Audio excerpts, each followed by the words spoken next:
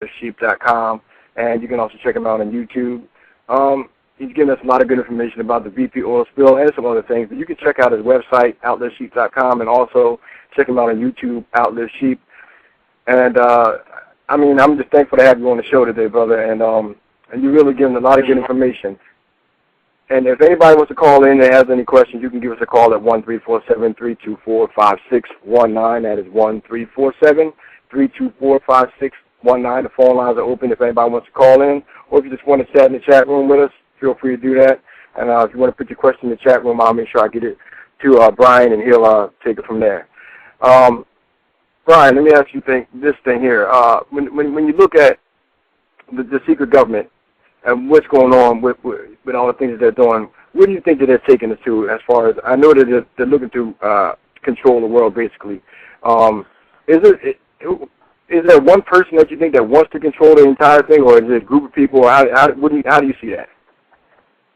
There's different ways to look at it, and I think it depends on your level of awareness. Someone that just is waking up will look at a group of people, or just say the government general is doing this, and then you take that another level of awareness, and you say, okay, there's a shadow government, there's a secret government, the Illuminati, whatever you want to call them, that basically set policy in our world.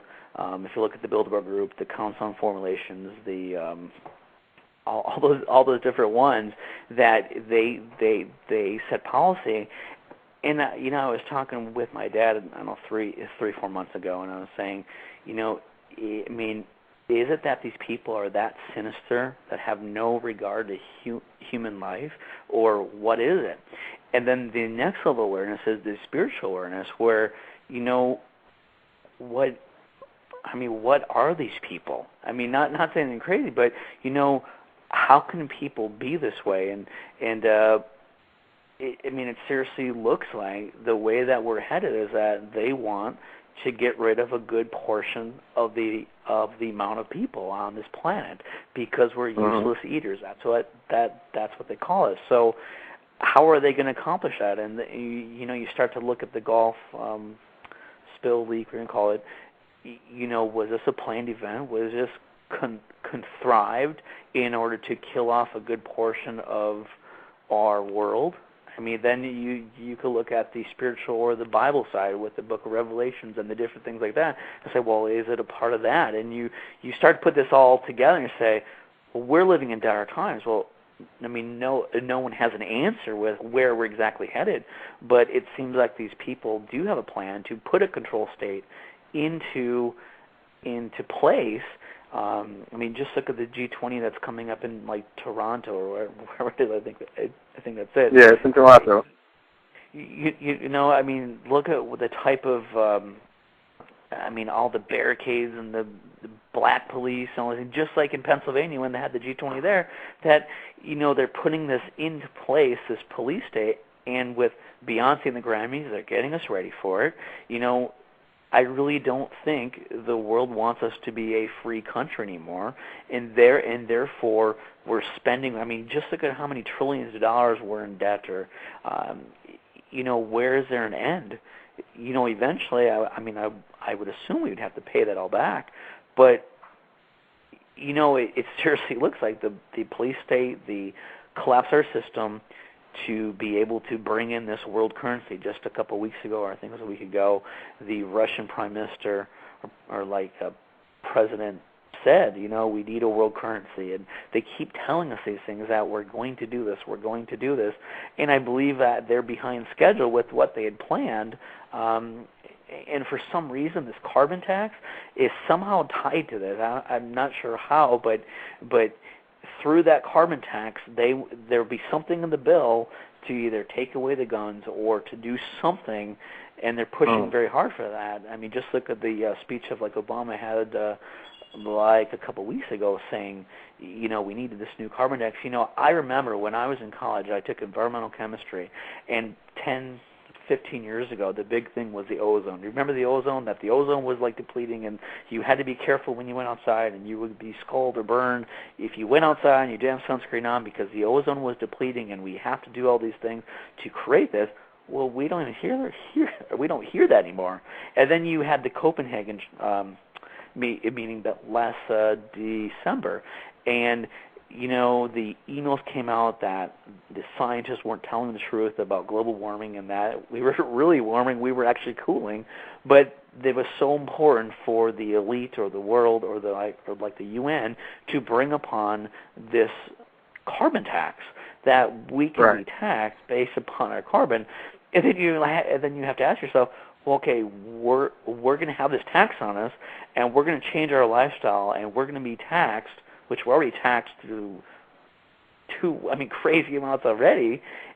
But what about China basically producing the goods for us, polluting our air?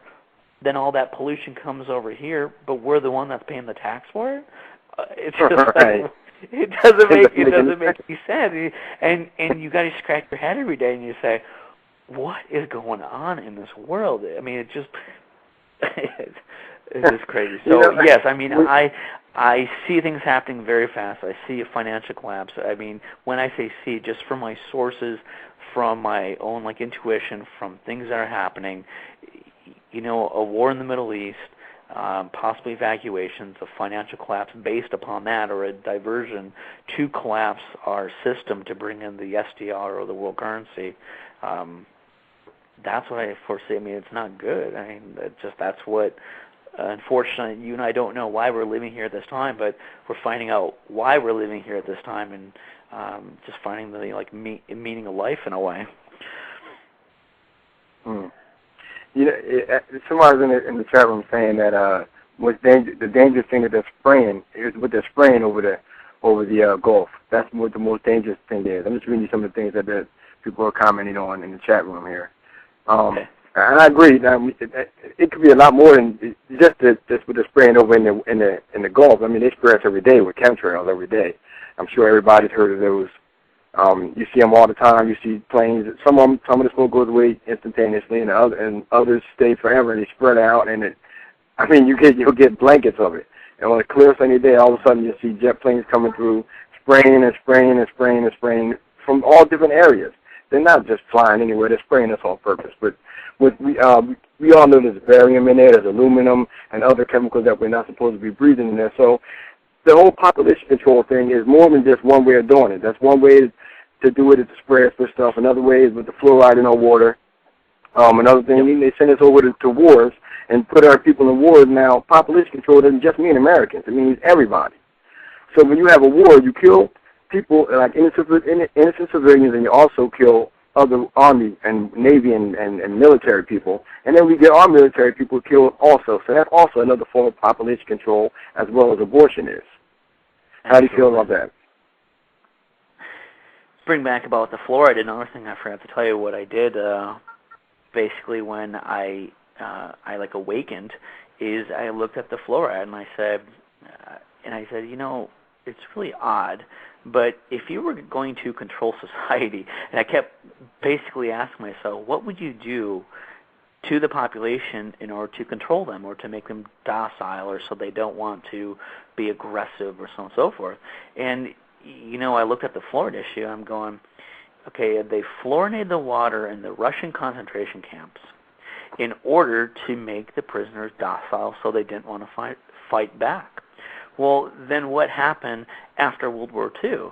There's a Project Paperclip came about that it was the government moving the German scientists or the Nazi scientists from Germany and the psychologists from that to put into our universities and our military industrial complex system.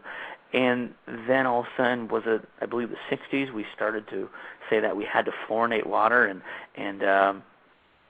So what I did was, when I awakened, I stopped using a fluoride toothpaste. I, of course, brushed my teeth, but with a non-fluoride toothpaste. And then I have a fluoride filter in my home. And, it's really funny, but, and I don't know if this is the whole awakening process or that was a portion of it, but something's different with me. I'm not the same. But my wife, who doesn't believe a thing I say, or doesn't, it's not that she doesn't believe it, and most people don't want to hear it because they're too scared to actually know it. If what we say is actually going on, it's a very scary thing. And it people is. want to live in and I hate to little cut you off bubble. real quick, but my wife's the same way as yours. My wife doesn't.